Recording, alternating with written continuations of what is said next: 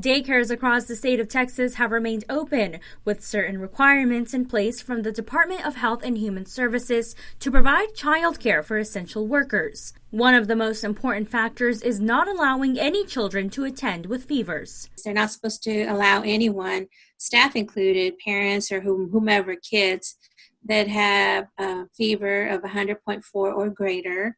And obviously, if they're showing any kind of respiratory illnesses of any kind, or have they been in contact with someone who has tested positive, HHSC and DSHS are basically stating the same things that they need to be following. The case that forced the closure of San Angelo's Country Time Daycare Academy does not live in Tom Green County.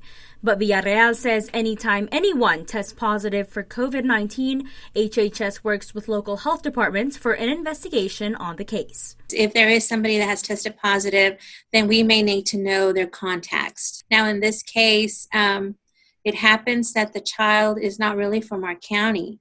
So that investigation has been taken over by the Department of State Health Services. She says Country Time's operators followed the correct procedure and says a 2-week closure is in line with guidelines about how long the virus can be infectious. They're just going to go ahead and disinfect and sanitize maybe a little bit more stringently, I guess, or, take those extra precautions, and they have closed themselves. So, that's a good thing. And so that 14-day window, that's a good window, kind of mimics the infectious period. For News Connection, I'm Amanda Lozano.